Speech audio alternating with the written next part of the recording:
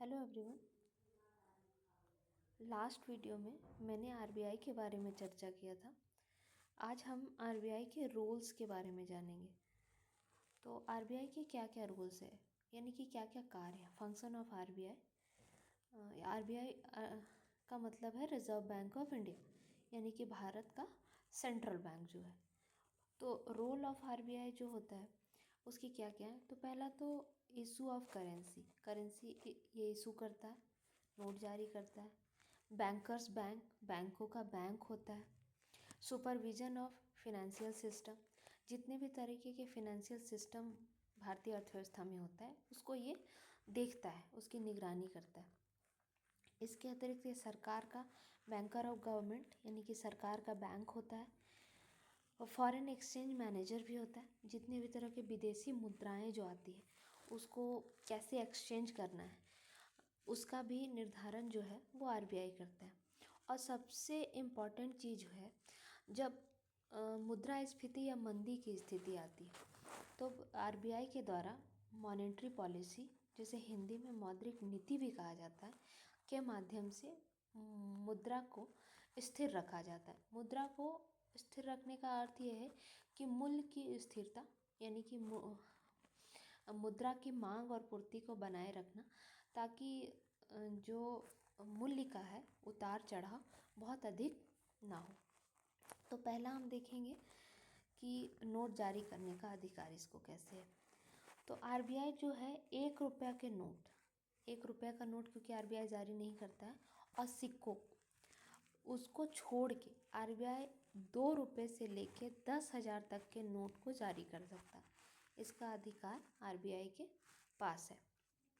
और वो कैसे करता है, तो वो करता है मिनिमम रिजर्व सिस्टम, यानी कि उसके पास एक मिनिमम रिजर्व सिस्टम रहता है और उसके माध्यम से ही वो नोट का निर्गमन करता है। यानी कि आरबीआई को नोट जारी करने के लिए 200 करोड़ रुपए उसके पास जमा होना ज़रूरी है, जिसमें से ये जो होते हैं वो कुछ गोल्ड में होता है और कुछ फॉरेन एक्सचेंज में होता है। उसके अतिरिक्त जो मुद्रा की विश्वसनीयता है, यानी भारतीय मुद्रा पे विश्वास बना रहे, इसका भी दायित्व किसके पास है, आरबीआई के पास है। और ये कैसे होगा कि जब वो मूल्य को नियंत्रित करेगा। महत्वपूर्ण बात यह है कि अर्थव्यवस्था में विश्वास और स्थिरता दोनों को बनाए रखने का काम कौन करती है, आरबीआई करती है। नेक्स्ट क्या है, नेक्स्ट है कि सरकार का बैंकर है, एजेंट और सलाहकार। सरकार का बैंकर कैसे, जैसे कि हमेशा कन्फ्यूज़न होता है कि आरबीआई भी तो आखिर बैंक है, तो ये क्या आम लोगों का जमा लेता है, तो आरबीआई जो है वो आम लोगों का जमा नहीं स्वीकारता है, आम लोगों का खाता आरबीआई में नहीं होता है। तो ये किसका खाता होता है या किसकी सहायता करता है, तो ये मुख्य रूप से केंद्र सरकार और राज्य सरकार के खाते खोलता है अपने बैंक में। इसलिए इसको कहा जाता है कि सरकार का बैंकर होता है, यानी कि सरकार के खाते आरबीआई में होते हैं। इसके अतिरिक्त कर संग्रह करना, भुगतान करना, ऋण का प्रबंधन करना, ये सारे काम किसके, आरबीआई के। और सरकार को आर्थिक मामलों पर सलाह भी देता है आरबीआई। नेक्स्ट जब हम पढ़ेंगे कि बैंकों का बैंक, बैंकों का बैंक का क्या मतलब है, तो भारत में आरबीआई के अतिरिक्त, यानी कि रिजर्व बैंक ऑफ इंडिया के अतिरिक्त कुछ कमर्शियल बैंक भी होते हैं, जिसको हिंदी में वाणिज्यिक बैंक कहते हैं। उसको मॉनिटर करने का काम जो है वो आरबीआई करती है।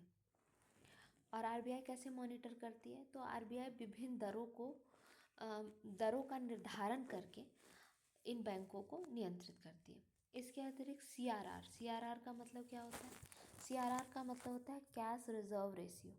कैश रिजर्व रेशियो प्रत्येक वाणिज्यिक बैंक को अपनी कुल जमा का कैश के रूप में आरबीआई के पास क्या करना पड़ता है, रखना पड़ता है। और ये कितना रखना पड़ेगा ये कौन निर्धारित करता है, आरबीआई निर्धारित करता है। जैसे सपोज दैट कि सीआरआर 4% है, तो बैंकों को अपनी कुल जमा का 4% आरबीआई के पास क्या करना पड़ेगा, जमा रखना पड़ेगा। और ऐसा ये क्यों करता है, ताकि जब बैंक को किसी भी प्रकार का संकट हो, फिनेंशियली कोई प्रॉब्लम हो, तो उस समय ये पैसे उनके काम आ सके और बैंक जो है वो डूबने से बच सके। ठीक है। नेक्स्ट हम पढ़ेंगे ऋण नियंत्रण। ऋण नियंत्रण कैसे करता है? Control of credit. Control of RBI मुद्रा आपूर्ति को करता है नियंत्रित, है ना। मुद्रा आपूर्ति को आरबीआई कैसे नियंत्रित करता है? तो इसके लिए दो तरीके होते हैं। एक मात्रात्मक उपाय जिसको क्वांटिटेटिव टूल्स कहते हैं, और एक होता है गुणात्मक उपाय जिसको क्वालिटेटिव टूल कहते हैं। मात्रात्मक उपाय में आरबीआई क्या करता है? तो मात्रात्मक उपाय में RBI repo rate, reverse repo rate, bank rate, CRR जो कि मैंने पहले बताया, कैश रिजर्व रेशियो, और एसएलआर जिसको कहते हैं स्टैट्यूटरी लिक्विडिटी रेशियो, इन सब का जो है वो आरबीआई दर निर्धारित करता है और उसी दर के अनुसार बैंकों को काम करना पड़ता है। तो रेपो रेट क्या होता है? तो रेपो रेट ऐसे समझ सकते हैं कि एक तरह का अल्पकालीन दर होता है। जब भी कोई वाणिज्यिक बैंक आरबीआई से पैसा लेती है उधार के रूप में अल्पकालीन समय के लिए, समझ सकते हैं कि एक दिन के लिए या कुछ घंटे के लिए अगर वो पैसा लेती है आरबीआई से, तो उसको आरबीआई एक ब्याज दर लेती है, यानी कि जब वो पैसा लौटाएगी तो कुछ इंटरेस्ट भी उसको आरबीआई को देना पड़ेगा, उसे ही कहते हैं रेपो रेट। ठीक रिवर्स रेपो रेट, यानी कि रिवर्स हो रहा है तो कौन रिवर्स करेगा? अब ठीक उल्टा हो जाएगा। जब वाणिज्यिक बैंक से आरबीआई पैसा लेगा तो उसको क्या करना पड़ेगा? वाणिज्यिक बैंक को लौटाते समय एक इंटरेस्ट देना पड़ेगा, उसी को कहते हैं रिवर्स रेपो रेट। और ये जो होता है वो अल्पकालीन होता है। बैंक रेट क्या होता है? यानी बैंक दर भी जिसको कहते हैं। बैंक दर, जब वाणिज्यिक बैंक आरबीआई से पैसा लेता है लंबे समय के लिए, दीर्घकालीन दर होता है, तो जिस दर पे वो पैसा लेता है उसी को कहते हैं बैंक रेट। सीआरआर मैंने पहले ही बताया, cash reserve ratio. Cash reserve का मतलब है कि प्रत्येक वाणिज्यिक बैंक को अपने कुल जमा का कैश के रूप में आरबीआई के पास रखना पड़ता है कुछ परसेंट में। अब वो कितना परसेंट होता है ये कौन तय करता है? ये आरबीआई ही तय करता है। एसएलआर जो होता है, एसएलआर क्या होता है?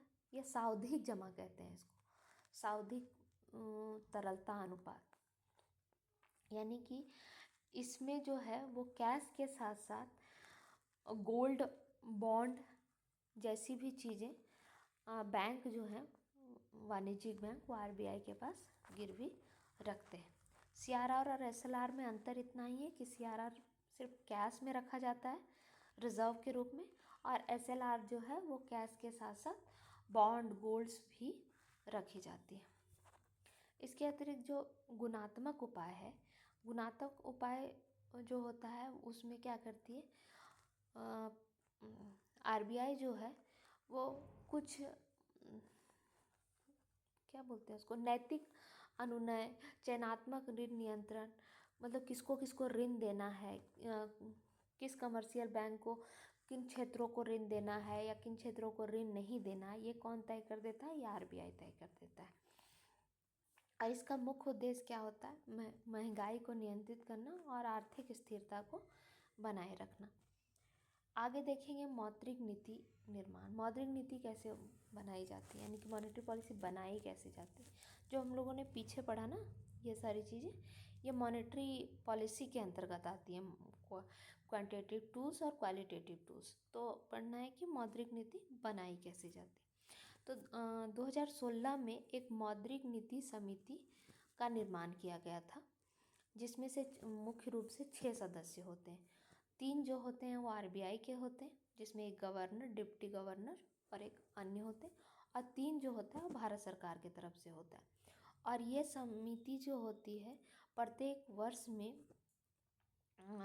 3 बार अपनी मीटिंग रखती है, और इन्होंने एक टारगेट रखा है कि मुद्रास्फीति लक्ष्य को 4% ±2% तक बनाए रखना, यानी कि 4% +2 यानी कि 6% तक भी मुद्रास्फीति से लेके 2% से लेके 6% तक मुद्रास्फीति को बनाए रखना। इससे अधिक न बढ़ने देना, न इससे अधिक घटने देना है। और ऐसा इसलिए किया जाता है ताकि मूल्य स्थिरता बनाई जा सके। इसके अतिरिक्त आरबीआई और क्या काम करता है, तो विदेशी मुद्रा का संरक्षक होता है। कैसे संरक्षण करता है, तो जितने भी तरह के फॉरेन एक्सचेंज आते हैं वो कहाँ पे रहते हैं, वो आरबीआई के पास रहते हैं। और मान लीजिए कि डॉलर में पैसा आया, उसको कन्वर्ट करना है इंडियन रुपीज़ में, तो कौन करेगा, तो आरबीआई करेगा। और किस दर से वो चेंज होगा ये भी निर्धारण कौन करता है, आरबीआई करता है।